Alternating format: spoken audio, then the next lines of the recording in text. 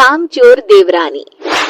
एक बार की बात है, सुषमा अपने पूरे परिवार के साथ खुशी खुशी मोहन नगर में रहती थी। उसकी दो बहुएं थी, पल्लवी और शिवानी। एक दिन दोनों बहुएं रसोई में काम कर रही होती है कि तभी उनकी सास सुषमा उन्हें बुलाती है। अरे बहू, जरा इधर तो आना। शिवानी, जरा जाकर देखना सासू माँ क्या कह रही है। दीदी आप ही देख लो ना जाकर, आपको भी तो सुनाई दे रहा है।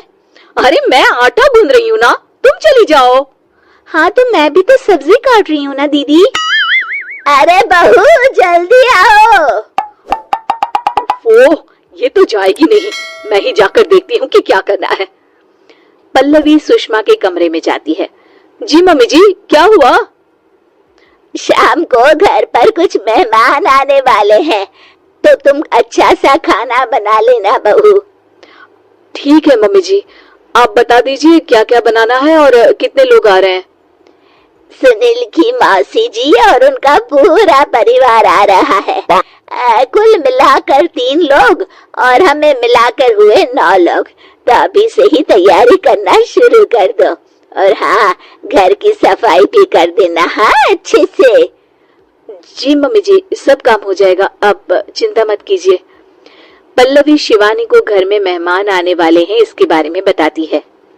क्या 9 लोगों का खाना बनाना होगा, घर की सफाई करनी है? बाप रे, सासू माँ ने तो हमें घर की नौकरानी ही समझ कर रखा है। ऐसा नहीं बोलते शिवानी, हम इस घर की बहू हैं और घर के काम करना हमारा फर्ज है। दीदी तो है ही सासू माँ की चमची, जब देखो सासू माँ सासू माँ। मैं तो इतना सारा काम नहीं करने वाली। शिवानी कपड़े लेकर गमला साफ कर रही होती है और चक्कर आने का नाटक करने लगती है। मेरा सिर चकरा रहा है। तभी वहाँ पल्लवी और सासू माँ जाते हैं। अरे बहू, क्या हो गया तुम्हें? मम्मी जी, बहुत तेज सर में दर्द हो रहा है। तुम एक काम करो शिवानी, आराम कर लो। नहीं नहीं दीदी, घर में मेहमान आने वाले हैं, मुझे आपकी मदद करनी चाहिए। अरे कोई बात नहीं शिवानी, तुम आराम कर लो, मैं सब काम कर लूंगी।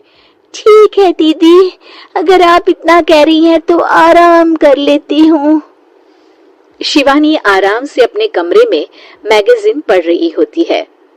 इसे कहते हैं आराम की जिंदगी।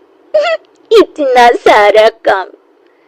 चलो, सारा काम खत्म हो गया, शिवानी को देख आती हूँ। शिवानी अपने कमरे में ईयरफोन में गाने सुनते सुनते सो जाती है और उसके साइड में मैगजीन भी रखी होती है। पल्लवी वहां आ जाती है और वो सब देखती है।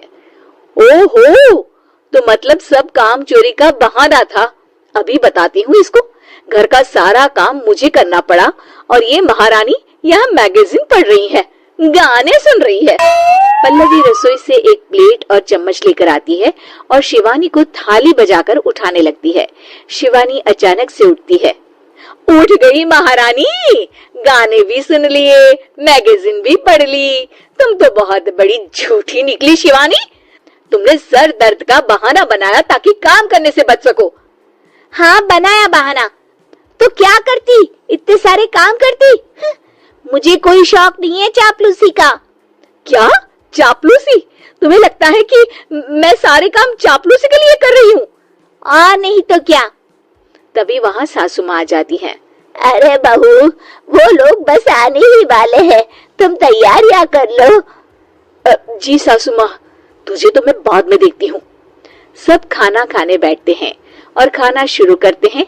तभी सुनील की मौसी बोलती है। वाह भाई वाह, खाना तो बहुत ही अच्छा बना है सुषमा जी, एक एक चीज में क्या स्वाद है। ये सुनकर शिवानी मुंह बना लेती है। उसे अपनी जेठानी की इतनी तारीफ राज नहीं आती। आपकी बहुएं तो बहुत ही अच्छा खाना बनाती है। हाँ बनाती तो दोनों ही अच्छा है, पर आज ना ये सारा खाना बड़ी बहू ने बनाया है। छोटी बहू की तबीयत ठीक नहीं थी, सो इसलिए।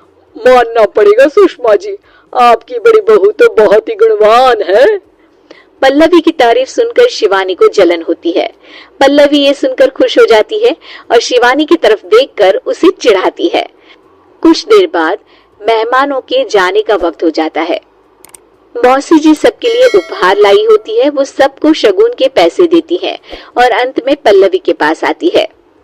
तुम्हारे लिए शगुन का लिफाफा तो है ही, पर बहू तुम्हें एक और उपहार भी मिलेगा इतना अच्छा खाना बनाने के लिए।